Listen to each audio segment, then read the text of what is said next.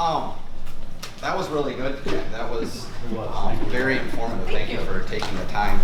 I just want to say, I'd like to have questions interactive where we can all learn from each other. We're all doing stuff where I think we can make each other better. So please just shout out questions, comments anytime. It's not me up here just telling you what we do or what works and what doesn't work. There's a variety of solutions. So feel free to shout anything out. I have been in a little bit about myself. I've been in the business about 15 years. I started in 2004. Have really seen the full cycle. I know I see some faces that have been around much longer than me. Have been through the full cycle. The people that have been in the business the last 4 or 5 years, it has not always been like this. It has been peaks and valleys, and it will continue to kind of go that way. In 2004 I started, times were good. The recession came in 2008, 2009, and I really started to do, personally, foreclosure bank-owned business. And there's a lot of stories that kind of go into that.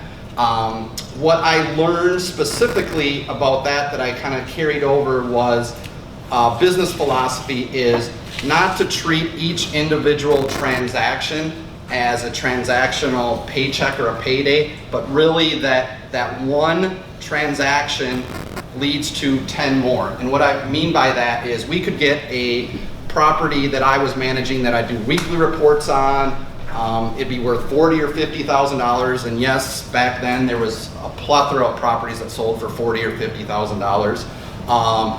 Do months and months of work, and then it would get reassigned, or another bank would buy it, and you do all this work and you'd end up getting nothing. And what I learned was, if you focused on doing a good job for a relationship with your seller, the goal was you would get multiple 8, 9, 10 more transactions off of that. So I really try to take that away, and that's what I focus on now in my business or our business, is treating a client not as if it's a specific payday, but hopefully to earn their business referrals and map our actions or my actions to making their experience being extraordinary. And so I tell that backstory in the context of everything that I'm about to talk about social media wise is in that mindset, that context about branding and not necessarily selling. And there's two approaches, and they both work. It's not that you can do a sales funnel and click here, and now you're selling someone a home or generating leads. That's not really the approach that I take in social media. It works. Trust me, I bought more shoes in the last 2 years because of that model. It works. But we're more about branding and getting people to choose you based on your level of service and your name recognition out there. And I think that's where social media can best be used, if that makes sense at all. When you think about what marketing is at its core, it's really how can I get the attention of the people that I am trying to sell my product or service to, and then how can I deliver a message to those people.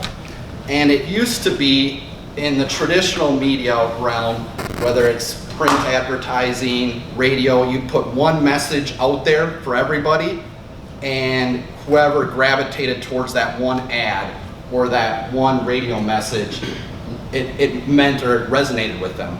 Now you have the ability, and I'll kind of get into some X's and O's, to specifically segment, target, and reach individual people based on their interest, demographics, and etc. And that's where you talk about change and what change is coming. That's what's differentiated in today's media versus the traditional media as well. The biggest mindset shift, I think, that takes time to learn, just to get an idea, who here is on Facebook? I'm assuming most everybody. Who's on Instagram? Most people. Snapchat? LinkedIn? So a fair amount, got a good mix. Those are kind of the channels that I think all of our attention is gravitating to in the cell phone versus the traditional media. It doesn't matter how good we are as a realtor community or how great what our message is. If we can't get it in front of the attention of the people, it doesn't matter. So I'm a firm believer. I'm always looking for where is everybody's attention, and then how do you market to those people? Back to the mindset kind of shift. When I first started in real estate, every real estate office had their own St. Cloud Times representative. Ours was Beth Schiller at Edina Realty, but I think, and she'd be in our office 2-3 times a week. We'd all create our ads and we'd put them in the St. Cloud Times. Now, the way the cell phone and media works, you have to look at yourself as you are the St. Cloud Times. You would not read, or let me just ask you this, how much more valuable would it be? You could put a full page ad about yourself, your properties in the St. Cloud Times, but if they ran an article about you and your business, how much more impact would that be versus the ad that you would create? It's completely different. So I think you have to have, or we have to have, a mindset shift that you are the media, you're creating the content versus creating advertising. And I think that's where you see the separation of who's succeeding and who's not. A lot of what you see, and I'm not trying to pick on anybody, but you'll literally see people taking newspaper ads of their properties and putting them on Instagram. And it's a completely different context. You wouldn't take your newspaper ad and put it on a billboard, so why would you put it on Instagram? So I think it's learning the context of what you need to do in the new media source as a media. Think of yourself as an editor or a producer versus an advertiser. And that's just different, and a lot of it's based on age, because I'm 43 and traditionally we would create advertising. That's what we did. Now it's, you have the chance to be the actual media, the star of the show. And it feels, trust me, it feels narcissistic putting a camera in front of your face or creating it about you, but you wouldn't read a magazine that was just all advertising. And so that's kind of the mental shift of the people that I think that are more successful. So that's, I think, just the approach to take about it. The other thing is just the change, the change in the environment. We talked about businesses, Herberger's going out of business. I mean, that's a whole different discussion on what's happening here locally. But I think we have to realize to change our business practices to get, how do we best communicate with the end user, and whether that's through different channels on the cell phone or through retail, whatever that is, how do we best reach them? When I was a kid back in the 80s and 90s, my grandma and mother were religious. Every fall, spring, there would be a catalog from Montgomery Ward, JCPenney's, and Sears about this big. And we'd all shop, and I'd see heads nodding, and the younger people have no idea what I'm talking about. But that was how we shopped, and everybody got excited to go through. And I remember going to the basement of JCPenney's and ordering stuff. I don't even know if Montgomery Ward's exists anymore. JCPenney still does the catalog. And so they're on their way kind of phasing out as a company because they haven't evolved. So that's what I think is the greater message, is evolving into what's comfortable for you, getting in front of the consumer to tell your story, branding yourself. The CEO of Realgy, which I don't recall his name, but if anybody knows, Realgy is a conglomerate that has Century 21, ERA, Coldwell Banker, Better Homes and Gardens. He was at a conference that I attended, and he said that every business in America should be operating under the mindset of a startup. And I think he's right, because the times are changing so different. And so I think that plays into social media as well too. Which, on a complete side note, I don't know if everyone saw that Realgy had a partnership with Amazon that was announced 2 days ago, yesterday, which was kind of interesting. So that's kind of the high-level mindset shift that I think that I have on how to utilize social media. And I just wanted to go in and just get some interactive about each of the channels. I believe that Instagram is probably where the best opportunity exists now. And some people in my office hear me say, Instagram stories, Instagram stories, Instagram stories.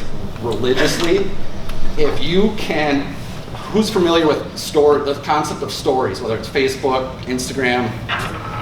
It's basically taking snapshots of what you're doing in your day, putting content out that people can follow you. And I think that plays well into the best businesses in the world are ones that are able to communicate their story and invite the consumer in, make them feel a part of it. When you utilize the concept of stories in social media, you are getting people into your life, which may feel uncomfortable. It took me a long time to kind of put that away as far as wanting my personal privacy and that sort of thing. But it does attract people just watching them see your day as a realtor. Whether it's, Christina taking a dog out of a house for an inspection and filming that, just engaging people behind the scenes actions of what it's like to be a realtor, as well as some of your personal life. Freddie Walls, who moved to Colorado, does an amazing job on all 3 channels of her Instagram, Snapchat, Facebook stories. And so she's in a new market, we've spoken a few times, but that is the best way to get people's attention, and it creates trust. People know her, get a personal feeling, so when they meet her or when they meet you, when you're doing that, they've already got a little bit of a personal, they know who you are, they know what you're about, they know what your interests are. So I would, if there's one thing I would say, Instagram stories, Facebook stories, which you can, when you take them, they can populate to both simultaneously, is probably the single best way to get people's attention, get them familiar about you and your business and what you do. And I would just start following people that do a good job to kind of get what they do. But it is work. It's not like you can just say, I'm gonna push a button and the computer's gonna do all the work. You have to do it every day. We were joking the other day is, I think the Realtor Conference Realtor people had a conference last year, and all these realtors did stories for about a week and then quit. You gotta do it. You gotta do it religiously, time in, week out, week in, week out. I was just on your Facebook page, and you're very photocentric, and that's what I was gonna get to. You have a great Facebook or Instagram page. So I would keep that up. For the city. For the city. I don't know how to No. person. Thank you. But you have a St. Cloud Greater St. Facebook Cloud Greater, page, we or have, yep, Instagram. Facebook, Yep. Twitter, you bet. But it is work. it's work. What I would say is there's also getting familiar with what Instagram is. There's Instagram TV, so you can watch videos on, you put videos as a TV show on your Instagram, which again creates one more level of familiarity. There's a couple new agents in this market that I've never met at all, but I have a relationship with them. I know what they're about because I follow them, younger agents, what they're doing around town with their real estate business and side business. So I think that goes to show how powerful this can be as far as the reach through Instagram and Facebook. To get into, so I would say Instagram stories, Instagram TV, and then you can do highlights. And I'm sorry if I'm speaking over some people's heads, but highlights with icons are really a way to stand out and reach people as well. So those would be the 3 things I focus on Instagram. And I didn't want to have a slideshow. I thought about it, but I didn't want to have just all of our branded stuff pushed on everybody. So I'm more than welcome to sit down with anybody who wants to and kind of go through specifics. But those would be the 3 things on Instagram. Facebook has really changed or evolved in the last couple of years. I think as a community, we're doing a lot more Facebook ads, and we should be doing them on our business pages primarily, right, for the code of ethics, and you would know a little bit more of that. The organic reach right now on a business page is about 14 to 16%. So what that means is if you're putting out a piece of content on Facebook, and you have 1,000 likes, only about 140 to 160 people are seeing it. They've really cut down into our organic reach. What does that mean? It means it's kind of a pay-to-play platform. You have to be paying to put those out there to get in front of people. That's really changed. I would say that's not as significant on Instagram. It's more organic on Instagram. The other thing is, especially Instagram, but Facebook, when you're paying for ads or campaigns, very little text in the ads. So if you're putting a property out there with a picture of a house and your picture, I would say don't put 4 bedrooms, 2 baths, 2,300 square feet, all the text in the post. That's gonna cut down the reach on how many people see it, whether you're advertising or not. The more text in a picture, because they want more pictures, they don't want text. Put all of that text in the spot where you type everything in. Put all the stuff in the property about that. Keep it as simple as a picture as possible. It will reach more people. That's probably the biggest piece of advice, as well as trying to make it grab. There's so much what I would call noise on Facebook when you're scrolling through your feed, right? There's so much advertising and so much noise. Really, we focus on photos, things that will grab your attention and make people stop and click on it. So really be conscious of how well the photos, and we've even brainstormed some ideas of black and white photos with, you know, the front door in color or the builder's logo in color, just different things to mix it up. Really try and think about what's gonna grab your attention or stand out versus just the traditional front elevation picture, which is fine, it works, but again, as more and more stuff gets put out there, trying to stand out or be a little bit above the crowd. One thing that I would say as a product on Facebook that is really good, and we've gotten a lot of traction out of, are Canvas ads. And you can Google that, and that's something I'd be willing to show anybody.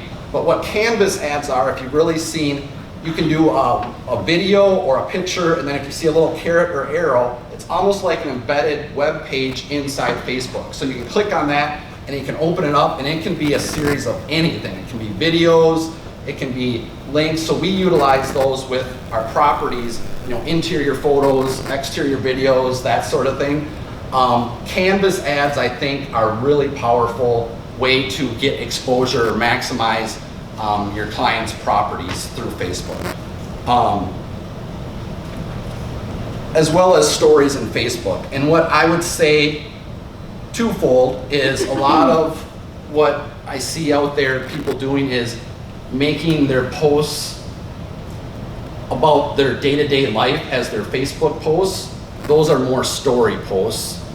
So it's great to say, hey, I'm showing this wonderful property, but to put 5 different posts of your 5 different showings all in someone's feed is a little more appropriate to be in the stories versus the ad. I would say try and focus your posts on Facebook to more, think of it, compare it to a magazine, a feature story, rather than just a advertisement.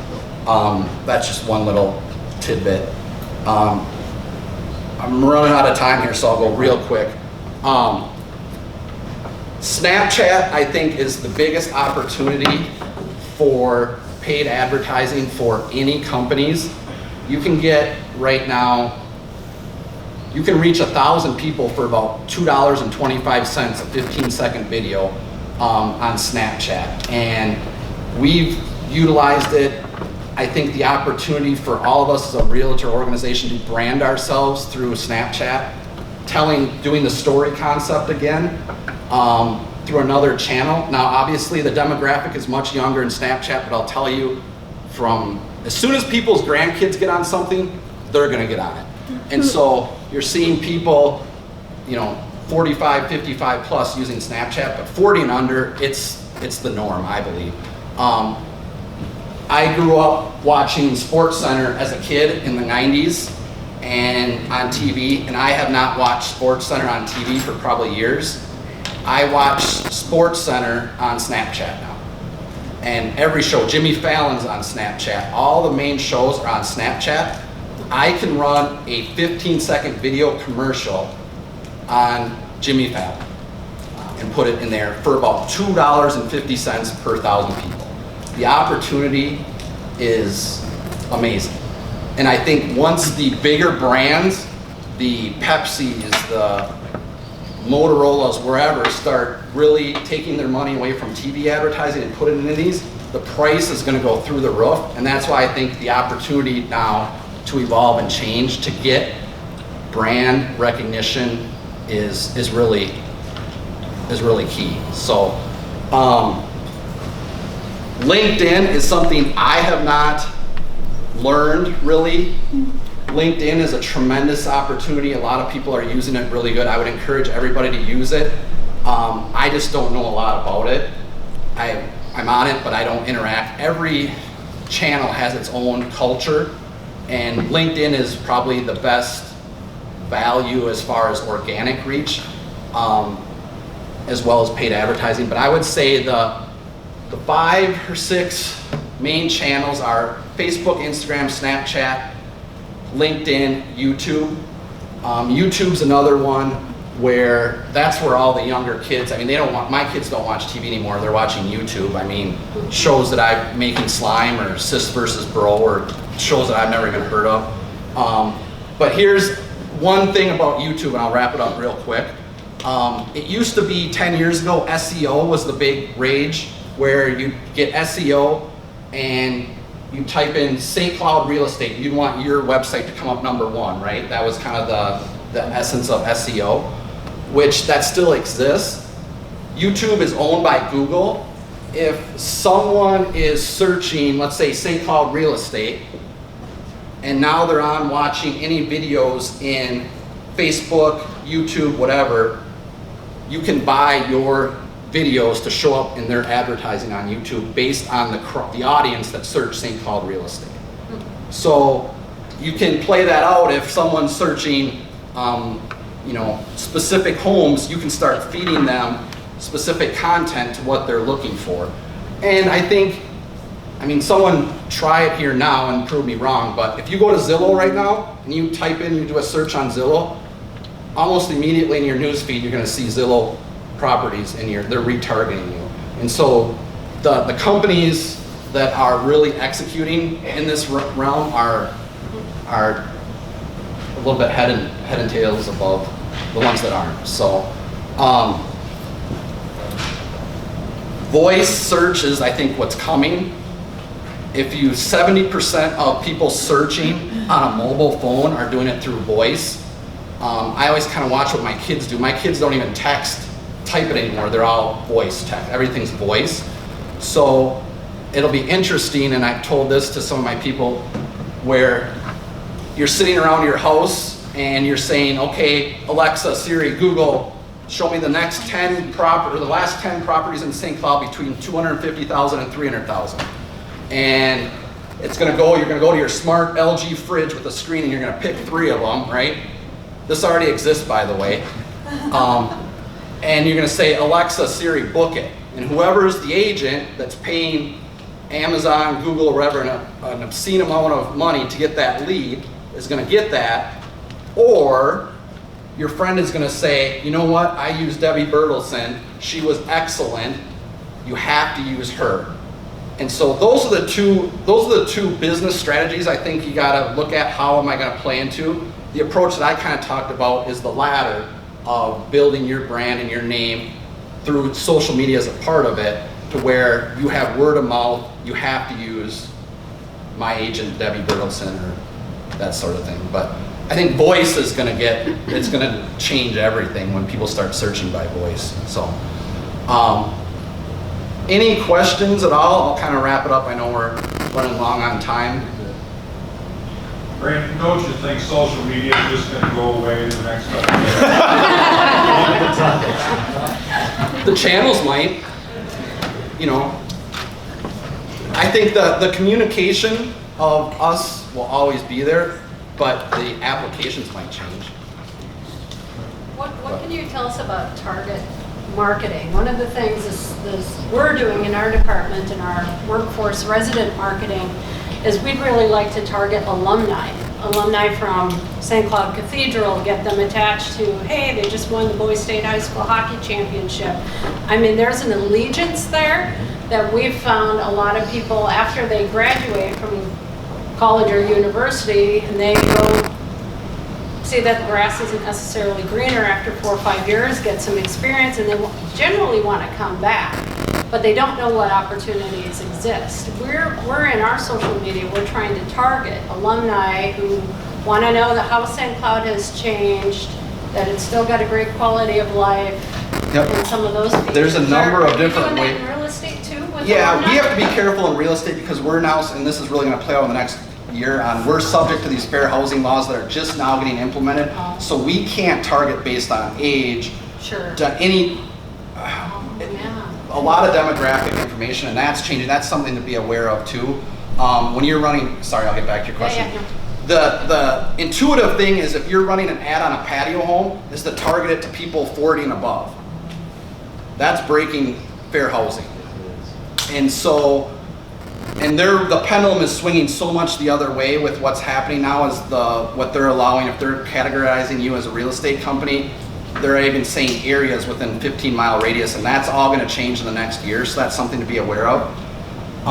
To your question, there's a number of ways you can target on groups on if there's a St. Cloud State alumni page, any members or anybody that likes that page, anybody that's a part of a group, anybody, you can do it, you can create an audience by email list.